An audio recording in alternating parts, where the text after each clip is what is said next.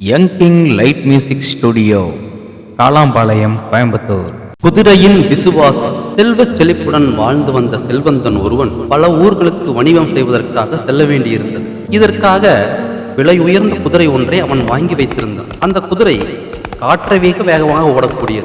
அந்த குதிரையின் வேகத்திற்கு இணையாக எந்த குதிரையாலும் ஓட முடியவில்லை.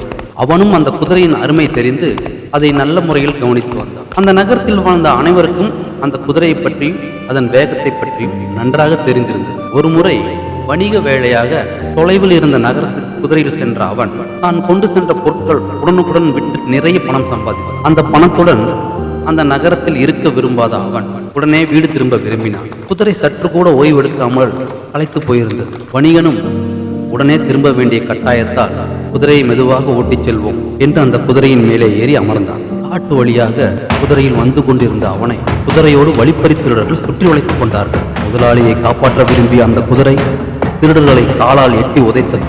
முன்னால் ஓடத் துவங்கியது.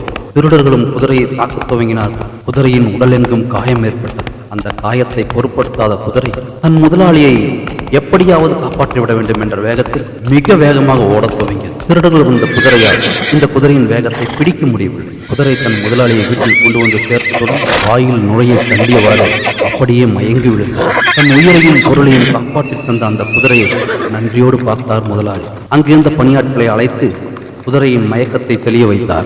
அதற்கு உணவளித்தார்கள்.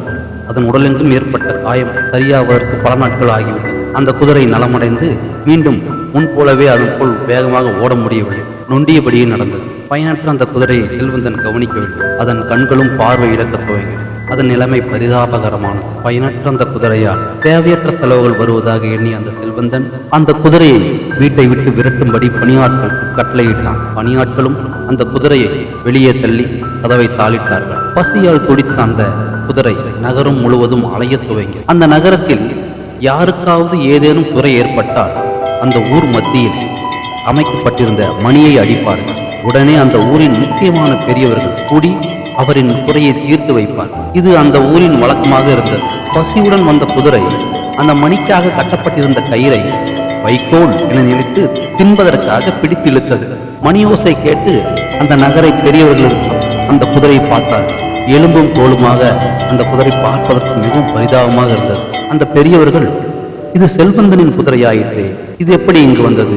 செல்வந்தனை திருடர்களிடமிருந்து காப்பாற்றிய குதிரை அல்லவா இது என்று அறிந்து கொண்டார்கள். உடனே செல்வந்தனை விசாரணைக்காக வரச் செய்தார்கள். அவனோ, இந்த குதிரை பயனற்றது, அதனால் விரட்டிவிட்டேன், என் மீது எந்த தவறும் இல்லை என்று வாதித்தான். இந்த குதிரை எவ்வளவு அருமையான குதிரை, எவ்வளவு வேகமாக ஓடக்கூடியது. உன்னை திருடர்களிடமிருந்து காப்பாற்றியதால் தானே இது இப்படியானது. உன் உயிரை காப்பாற்றிய அந்த குதிரையிடமிருந்து உனக்கு சிறிது கூட நன்றி இல்லையா? இதற்கு நாள்தோறும் நல்ல உணவு அளித்து பாதுகாக்க வேண்டியது உனது பொறுப்பு.